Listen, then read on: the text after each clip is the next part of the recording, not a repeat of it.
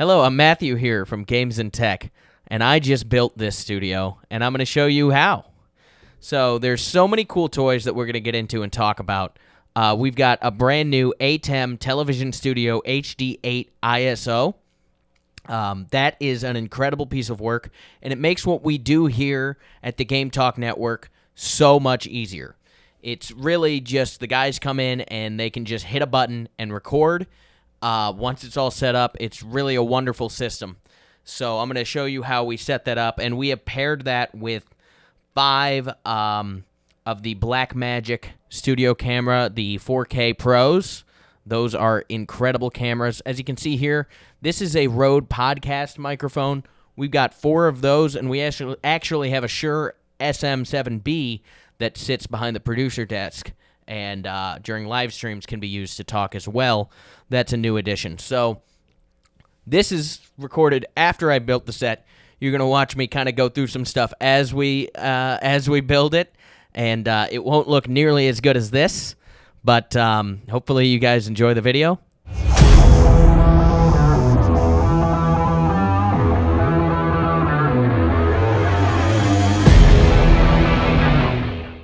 All right, so today we're going to be setting up all of this equipment and then talking about the rest of the stuff we have that makes the set work. There's a lot of cool things we have in here, but what I'm most excited about is these new cameras and board. So we're coming from the Blackmagic Mini and Canon 4K Vixen camera. Those cameras were awesome. So if you're looking to start off and you want to be on a smaller budget than this, those cameras we used for almost 2 years. They were workhorses, never had a problem, pretty much just point and shoot. So if you want something a little cheaper, that might be a good way to start off. You can just throw an SD card in there, get yourself a lapel mic, or we like to use the Rode mics here, and that'll work pretty well. But we're upgrading big time today. So already done a bunch of prep work with wires and stuff, so we won't have to go through a completely tedious process, but I will show you how that works on a couple of these cameras. Let's start off with just one of the cameras here, and then we will get into this board a little bit later. So, because the set's kind of torn apart, we don't have a top-down camera or anything right now, so I'll do my best to show you what is going on. Let's get this open. So it's just going to come with your standard Blackmagic materials promoting their Resolve Studio. You get this big boy tripod holder here, which we're probably not going to use just because the tripods we have over here don't work. Your tally light indicators. And finally, we get to the camera itself. So this right here is your Blackmagic 4K Pro camera. They've got full-size XLR cables, and the Pro version has phantom power out, which will be great if you want to use a Shure microphone, or you can even use it with these Rode microphones to help boost and get clean gain. So that's the advantage with the Pro model. And the full XLR out is going to give you just incredibly clean audio. The other cool thing about these cameras is this just huge screen here. For viewing and setting up your shots, you get this awesome screen. And when you combine it with the board we're going to open up here pretty soon, you can actually send audio to the camera operator from the board that they can hear to give them directions. So a lot of cool stuff. We don't necessarily use all of it here, but lots of potential with these cameras and this board that I am just starting to scratch the surface with.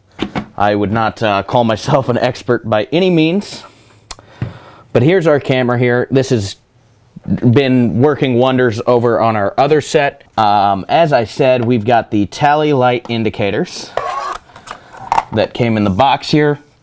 Now I've already got a 1, so we're going to make this camera 1. So you can just put this right in the top, and then once we connect this to the board, it'll light up. So it'll light up red if it's the active camera in the shoot, and I think it's white, yellow? Green. There we go, it's green. Cody's helping me from offset, if it's the preview shot camera, which would be the next one that you're going to cut to. So it is a sweet camera.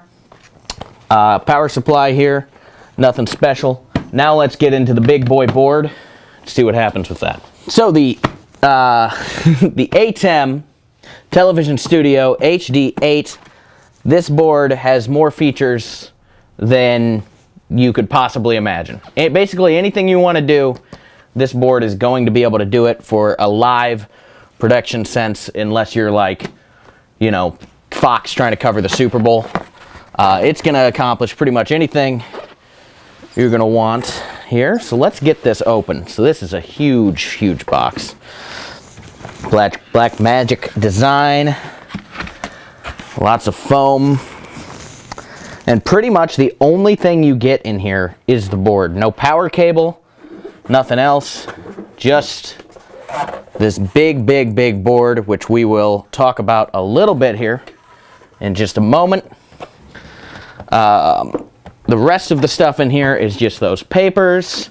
And then at the bottom, there's actually a cutout imprint, which I can't get to very cleanly, but there's a desk template. So if you wanted to sync the board into your desk, this shows you how to cut in to your desk, and then you could have the board just kind of sit in there to lay a little flatter onto your desk. Don't think we're going to be doing that, but it would save a little. It would save you a little space. So let's go ahead and look at this board. Okay, so what you're seeing here is a lot of buttons, a lot of functions.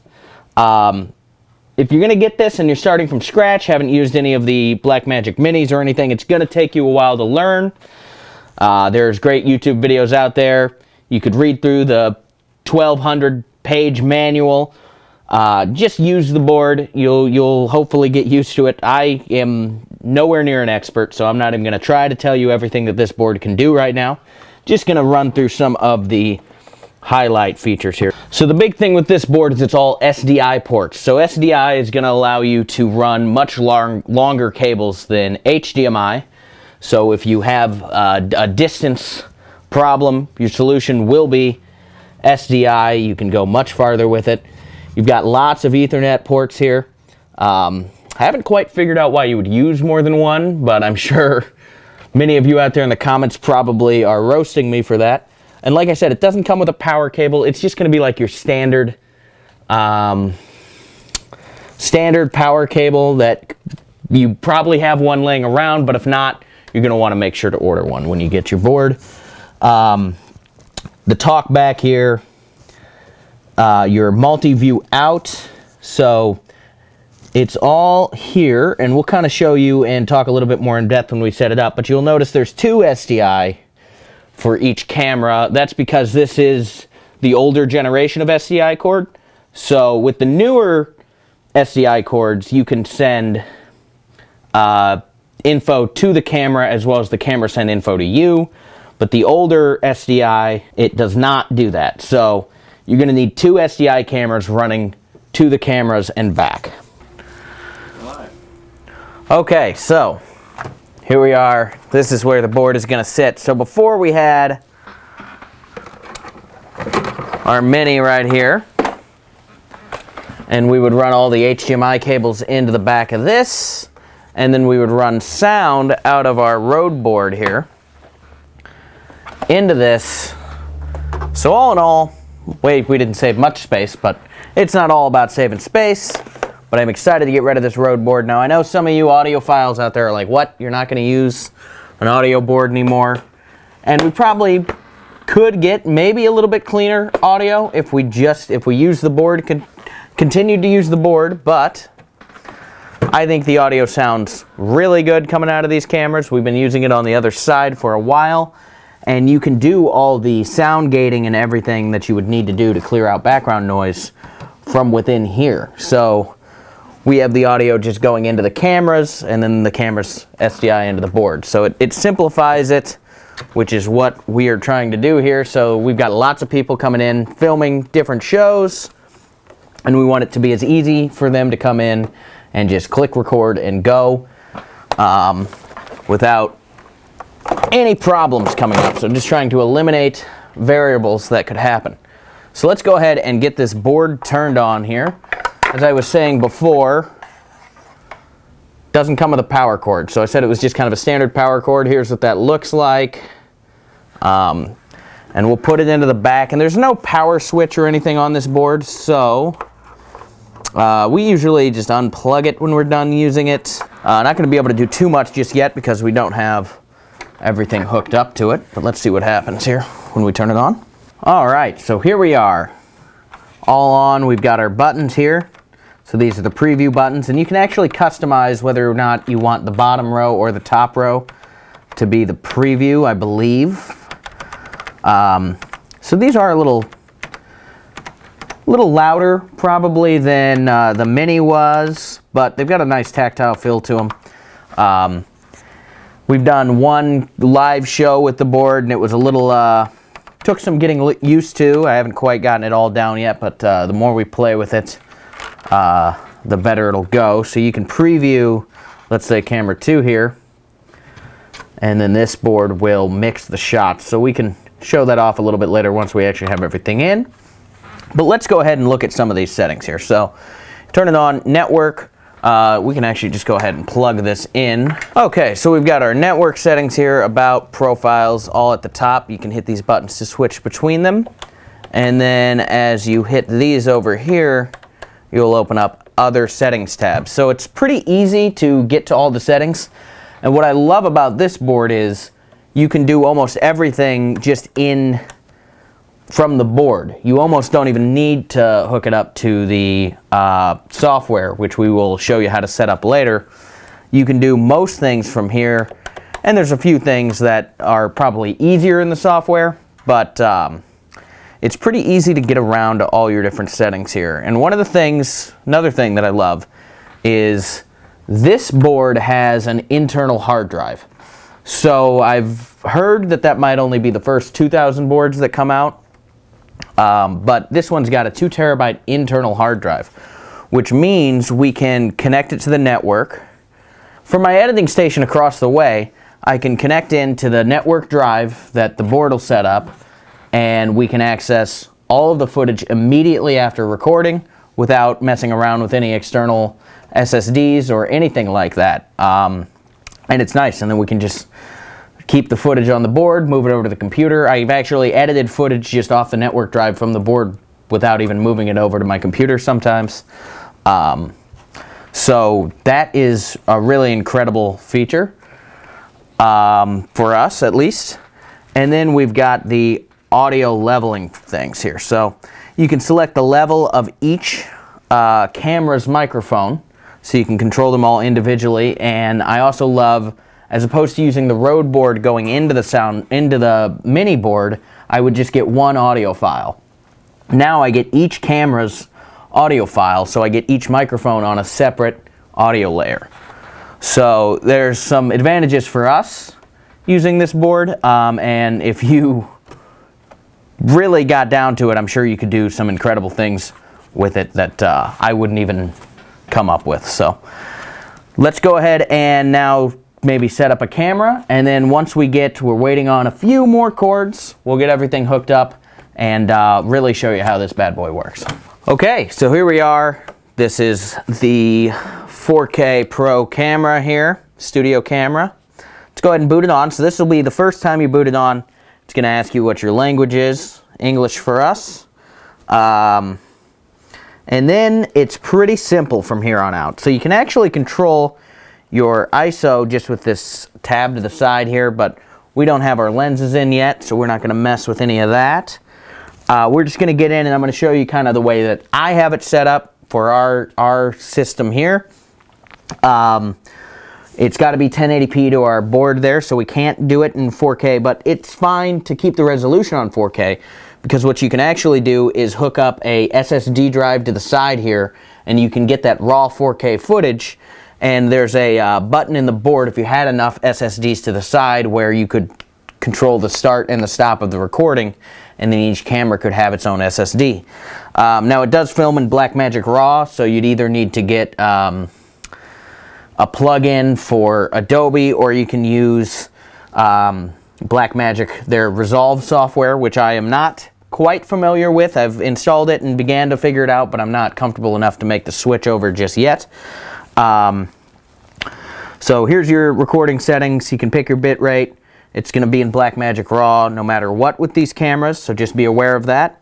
And you can change your resolution if you want to. We are not going to do that. So here we go, monitor. So we want to monitor SDI out, and we want a clean feed. So it's already set that way, which is nice. These are studio cameras, so they have these kind of things in mind. Okay, so we were talking about the SDI, the clean feed, but there's one more thing that's going to need to be done so that you can see the video go into the Blackmagic board, because it's only a 1080p board. So default, it's going to be set to 2160p. Now 2160p looks great, but it's not compatible with the board that we have. So you're going to have to set it to 1080p, and once you do that, everything should work. We get into our audio. Here's where it'll get interesting. So camera 2. So we've color coded all of our camera 2 stuff blue. So our SDI cable that'll go in here when we receive that in the mail soon, as well as our audio cable. So let's go ahead and get this to the side here. So we've got in 1 and 2. So we could hypothetically put 2 microphones in here into one camera, but then you would get 1 microphone on the left side and 1 microphone on the right side. And we want just 1 microphone left and right side per camera. Now editing, you could work around that, but for our purposes, we have the same amount of microphones as cameras. We actually have more cameras than microphones, so it's easier to just do this, and then we get a clean audio feed. So we're going to go ahead and slot that in 1 here, and then we will select our audio. So we're going to go over to XLR mic 1 and turn on our phantom power. That's the pro version of these cameras, have the phantom power. The other ones do not, and we'll do the same thing over here. We're going to go XLR mic 1. And then we can set our audio levels. Now on the other side, I think we're running about 30, 35. I am not entirely sure. That'll be something we'll have to test out.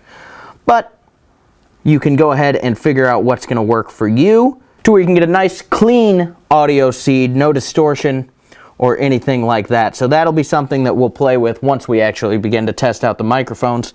Could be a little bit different on this side. Setup, you want to set up your date and time. What are we sitting here? We're sitting here in 23, 4, 21, 22? 19? Wow, all right, I'm ahead of time. So we'll go ahead and get, this is not too important, we'll just update this for now. And I'll set those all later just so the timestamps match.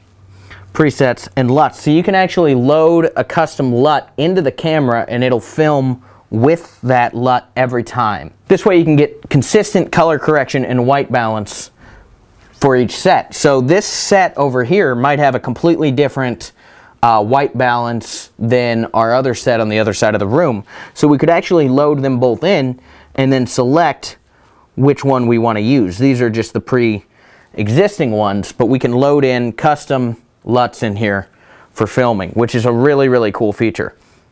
We also have some controls over here just to see for your feed. Now none of that's really going to work because we don't have it plugged in. When you're recording, you're going to want to set your frame rate as well. So I believe it defaults to 24 FPS.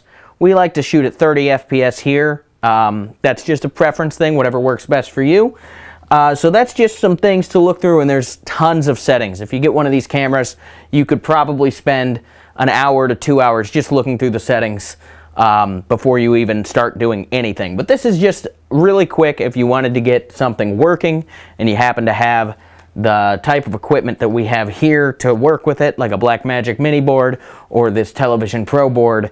The settings that you're going to need minimally to get it started. The tally light, as I explained earlier, will light up once we get this all set up. So that'll be stuff we can show off when we're done, which we are getting very close. And we'll talk about our lenses here shortly. So we've got a couple different lenses.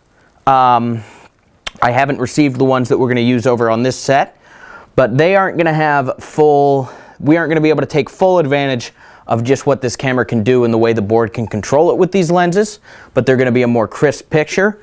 Now on the other side, we have a lens where from the board we can set the zoom and focus from the board with just a click of a button, and it will actually remember that every time we turn on the camera. So if it's in the same spot, it'll remember what the zoom level and the focus should be. As soon as we turn on the board, it'll send that information to the camera, so you always get a consistent, clean picture. All right, we've gone through some of the initial settings of the cameras, but I'm going to show you everything that we need to do to connect this to the Blackmagic ATEM TV board here. So let's go ahead and start off with our power cable. Obviously, the power cable is going to go on the side here. We'll get that in. So you can actually connect it to the board through HDMI or SDI. So SDI is probably going to be the superior cable here, but you're going to need two to talk to your camera and control your camera. Control the color correction, the zoom level, and all of that if you have a compatible lens. You can do all that with HDMI, but it's not going to be able to have as long of a distance. For our cases right now, we're going to go SDI because the board that we have is all SDI cables in the back. If you have a mini, you could use an HDMI port out here and it would work in there just as well. So let's go ahead and show you what we've done here. So I've wired this up and it's all down here. There's great B-roll footage of me running around here for hours yesterday.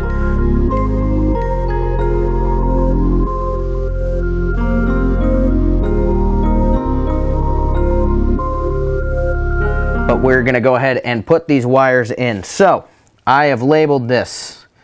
This is camera 3 in. All of our camera 3 stuff is yellow. So we're going to go in the SDI in port right here at the bottom. Pretty easy. Get that in there, tighten it in. And this one's labeled SDI out, or camera 3 out. Put that in the top, and we'll lock that in as well. Then we've got our XLR audio cable, which we kind of showed during the initial setup, but we're going to go ahead and put that up here. So the audio cable is going to run into what we use here, which is our Rode podcast mics.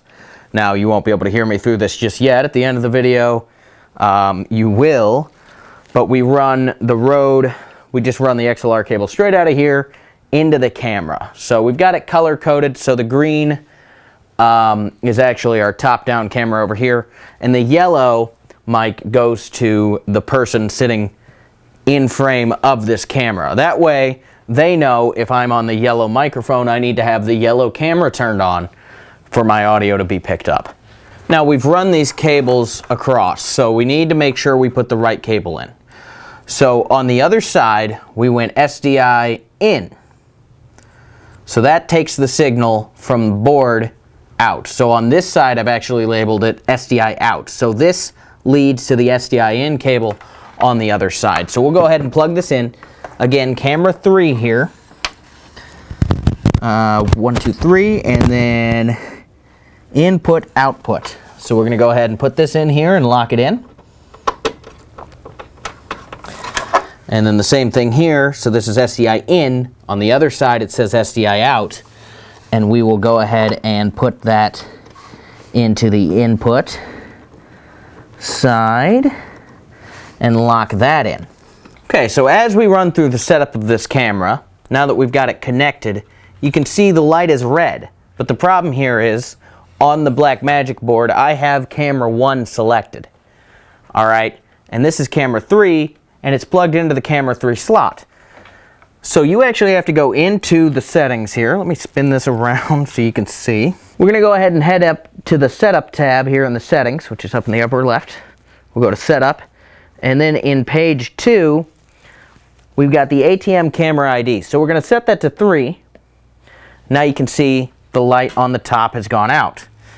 Now if I put the program to camera 3 now, that light will go red. So you want to ID all of your cameras throughout the setup process as well. All right, so now I'm going to go ahead and plug this our multi-view port in. So if you see right here, we have got a port that says multi-view.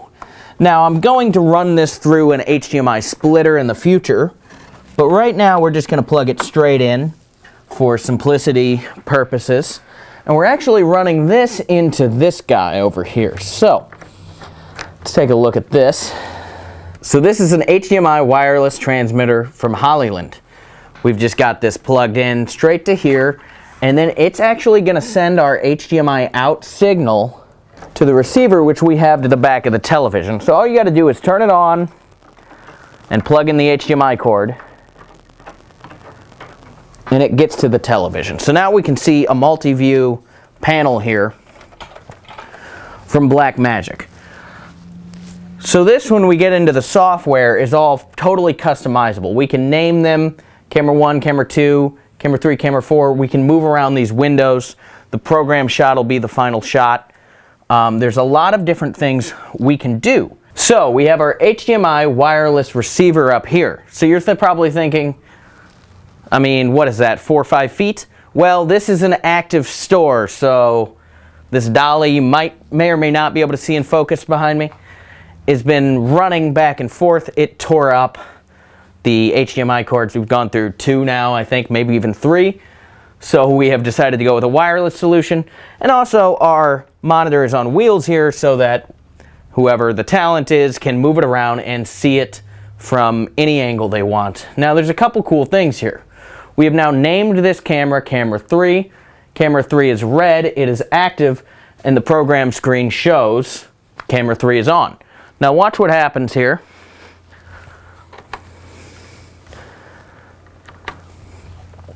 So what you just saw right there is we selected camera 1 over at the Blackmagic board to be the selected camera, and I made camera 3 the preview shot. Now you could put a preview window up here as well if you wanted to. We haven't customized any of this, and I will show you how to do that in the software a little bit later on.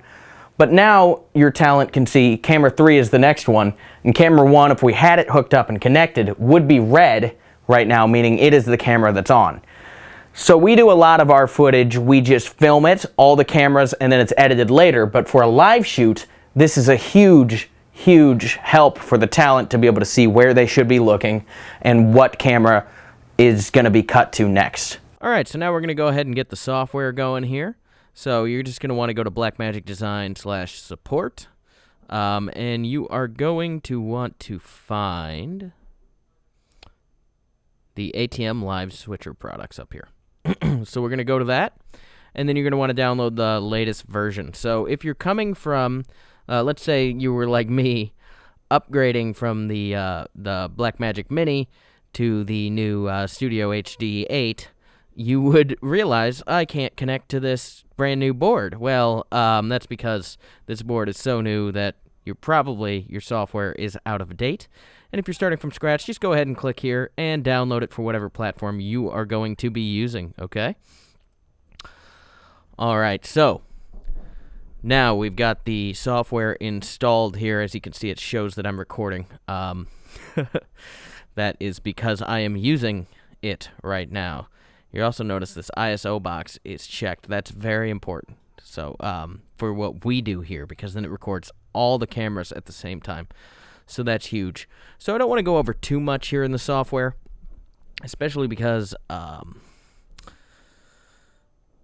you know, I don't want to get into the weeds of everything, but I just want to go over a few things that we do that keep it interesting. So we've got the audio settings here. You can see everything. This board does a ton of stuff. You can see where we are adding gain and all of that. So this might need to be adjusted. And then there's also some noise gating going on. So I set all that up on the board. So you're just going to want to play with it. I did it in the board. You can do some of it in here, like putting it to +9. I don't think you can do the noise gate in here. So I did everything that I wanted to do on the board, okay? Let's just kind of look through here. Camera settings. So you can control the cameras from the board. Now, sadly, a lot of these lenses aren't compatible to do that. So we're not really going to be able to do much with them. But on the other side, we can. So you can do some color correction. You can zoom in and out. You can change the aperture. And I love this autofocus button. You can click. I believe camera 4 does work. So let's try some stuff with camera 4 here. We'll hit the autofocus button, see if anything happens. And can we zoom in and out with that? We cannot, but I think it does do the focus. I'm not entirely sure about that, but I'm pretty sure it does. Let's see if it does anything with the color. Yeah, you can see now it's making the color all funky there on my camera 4 output. So you can control some stuff here. We're going to go ahead and just reset all here. So that is quite nice if you have the compatible lenses. Now, we're not really going to talk about lenses in this video, but there is that. So there is one thing that I am going to do here. I'm going to set up a macro because I'm not sure if you've noticed this. Camera 5 here is all green, right? So we got a green screen, and what we can do that's pretty cool is we can overlay over it. Okay, so we're going to go ahead and get this green screen to work here real quick. So what we're going to do is we're going to head over to Palettes. All right, so we're going to do Upstream Key 1. So in the middle of your board, you've got 2 rows of white keys if you're looking at the Blackmagic board. I'm not going to be able to show it on screen right now. But basically, there's the macro, and then it's on. And then underneath it, you've got BK, GD, Key 1, Key 2, Key 3, Key 4. So we're going to create this for Key 1. So we're going to go ahead and hit the, well, I've already created this, so we're not going to hit on just yet. I'm going to show you what I did. So the fill source is going to be fill source 5, okay? Then we're going to select a chroma. So we just want to make sure we don't grab the object in the middle there. We just want to grab the green around it. So we're going to grab some green. And now I'm going to go ahead and hit on, and I'm going to show you what happens to my program feed here. So we can now see that the iPad that I have underneath is fully translucent and in front of my camera 1. And if I select camera 2, it'll go in front of that. 3, 4, 5. Obviously, it's the green screen. 6 goes in front of the computer. 7 goes in front of the other side of the computer. So it's very cool. Now, we do use this to show off like game components and such. So there's still a little bit more work that I want to do to it. So we're going to go ahead and just make sure that it looks the way we want to on there. I actually think that just the default settings look really good. This camera has made a huge improvement. I used to have to do a lot of work to get it to work, but just having a better camera helps out a lot. So pretty much all I'm going to do here is just make a flying key. So this will make it so that it doesn't take up the whole board. Now the thing here though is I want to be able to see the exact size of what I'm doing. So I'm actually going to turn the key back off. And I'm going to purposely select the black and turn the key back on. So now I can see all that green while I do this flying key. So I'm just going to set the positioning of it to be down near the bottom. So we're just going to lower this. Oh. Yep. So we're just going to lower this until it gets to about the bottom. So it looks like right about -4. But I might want it to be a little bit bigger, too. So let's go ahead and up the size here a little bit.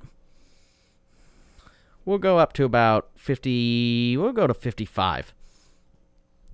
And then we're going to go up a little more now because now we're clipping past the bottom. So it's somewhere in between 4 and 3. We'll try 3.75 here.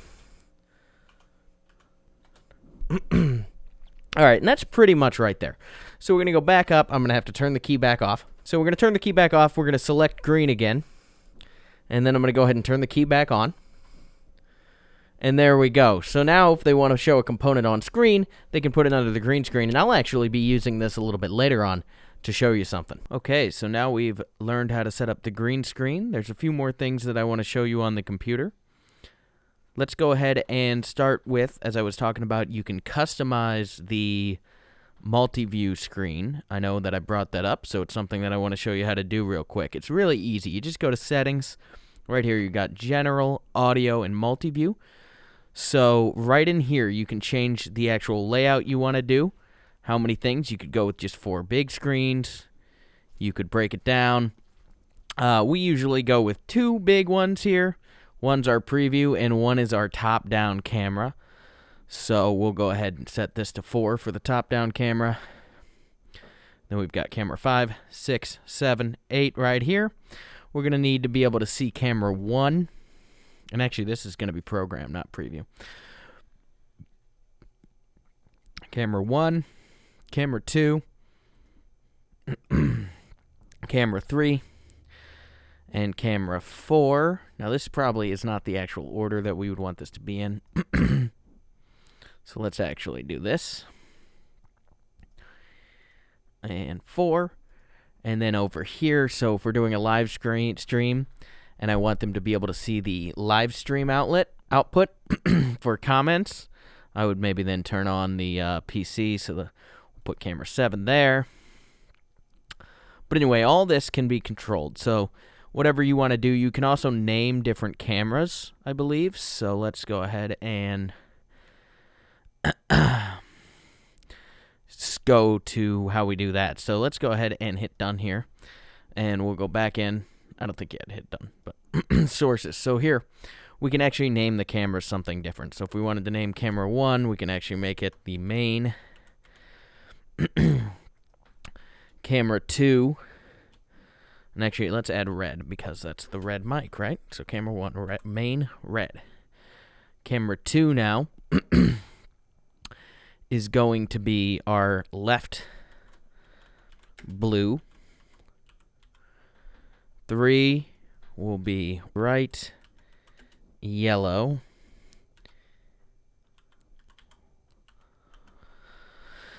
And we'll make camera 4, which is our top down, we'll call it top green.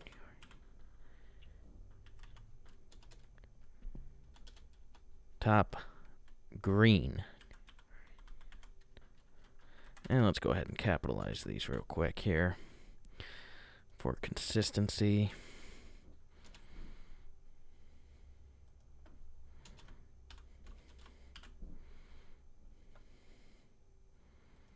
Now this could be confusing because the green screen is, so let's go top down. Top down green. Camera 5 will be called G screen.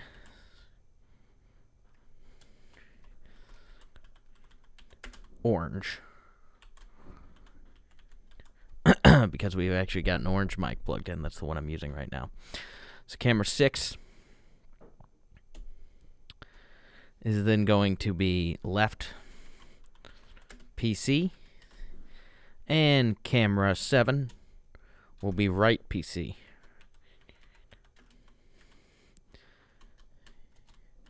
And camera 8 we currently have left open.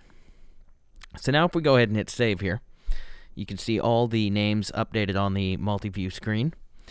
And when we come here, we can see now it says program, top down green, main red, left blue, right yellow, top down green. So we don't actually need that twice. So let's go ahead and change this over to the green screen orange.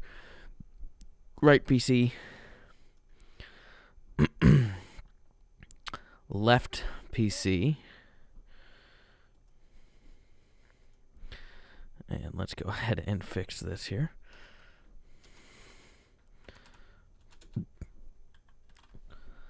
Left blue, safe.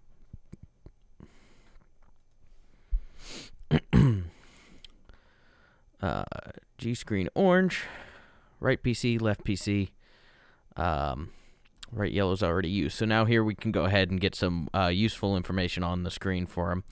So I always like to put the sound just so they can see that their mic's working and nothing is disconnected. So that is going to be your audio status. And then in the bottom right, we like to have the recording status down here just so they can see it's recording and how much room they have left in the drive. Okay, so now I've shown you how to save the settings to the board. The only thing left that I want to do is show you how to access the network drive so that we can get to our files to edit. So it's pretty simple. If you know how to add a network drive on your PC, you're going to go into this PC, you're going to click here, you're going to hit Map Network Drive. Now you're going to need to have the board plugged in and connected to your network. So we've got, for this, the Ethernet cord is going into the back of the board, and then that is going into a switcher that is connected to all of the computers that we use to edit, and the other board and all of that. So we'll just go ahead and hit Browse. So I've actually already renamed this board to be the BGR set. It's initially just going to show up as like ATM Television Studio. So I renamed it by plugging it in, which with USB, which we then can use this whole board as a camera for StreamYard, which is kind of cool. Not something I'm going to show right now, but when you plug it in, you can update the board, which I would recommend doing, and then you can go ahead and give it a name. So that's why it says BGR set. We have two, so I had to give them separate names, so when we connect, we know which one we're on. But it'll be called ATM Television Studio HD8, I believe, the first time you go. And then it took us so long to figure out how to actually do this. We were reading through a 1,000-page manual. It wasn't like an easy thing to find online. Now, it might have become easier since then. But to log into it, it's just simple. It's just guest. And then guest. And we'll hit remember my credentials here. Hit OK. And there we go. We're in. So now we'll just hit the internal here. And I will go ahead and just map this to this computer. And now, as you can see, we're in. So we can see the different things we've been recording. And we can access them that easily. So it's very, very simple. Okay, so the only thing we have left to do now that we built that chroma key is show you how to do a startup state. So we're just going to save a startup state, and that should remember everything. All of our settings, our audio settings, the noise gate. If you have the lenses that keep zooms in focus, it'll actually remember the zoom level and the focus level. So it's really quite unique and very useful. But it is something that we can do. So I'm actually going to go ahead and shut everything down here and just show you that it remembers it when I turn it back on. So we will be right back. Okay, so I just unplugged the board and plugged it back in, and as you can see, we're good. Everything was remembered. Did it even remember the palette? Let's see. Yes, look at that. The key still works. We can go ahead and turn key 1 on. And it will fill in on the program screen. We're going to go ahead and cut to the outro where we're going to talk about lights.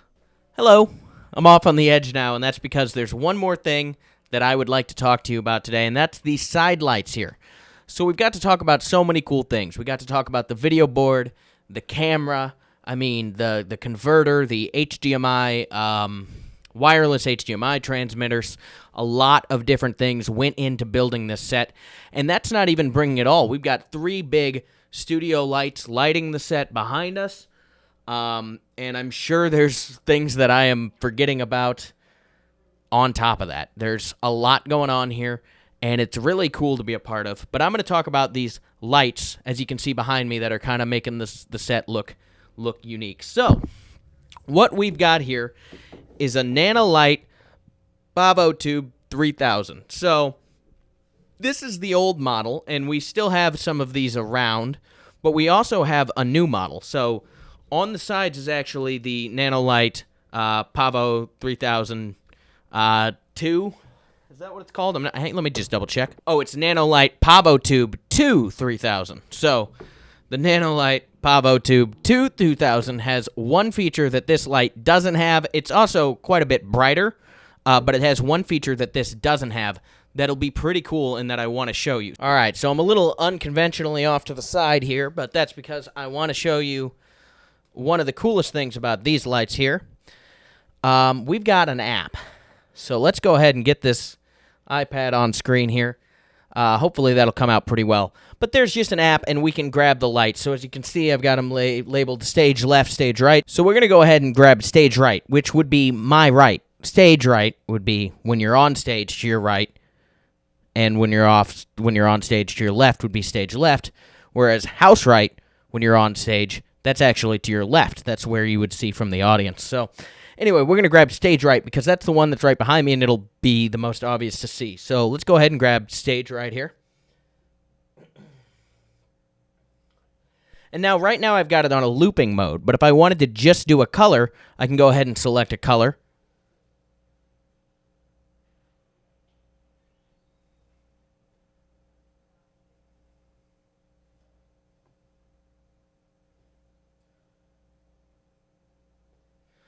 All right, so now you can see the light behind me has just turned yellow. So you can save colors, save presets, and there's all types of things we can do. Oh, wow, I moved. Yeah, I'm trying to show off some of the different cameras here. So anyway, Matthew from Games and Tech put this all together, built this set here today. I hope that you learned something or at least found it interesting. And if you've got any questions about any of the equipment, maybe you can ask me. I might have an answer for you. I might not. It's been really interesting. So this set we use all the time for a channel called the Board Game Rundown. If you're into playing board games, you should check it out. We have another set that's almost identical to it just over there where we actually do like Warhammer tabletop games. That is called the Miniatures Rundown. So if you want to check either of those out, there will be links in the description and probably pop-ups now that you can go to. Really hope you have enjoyed this video. Thanks for watching.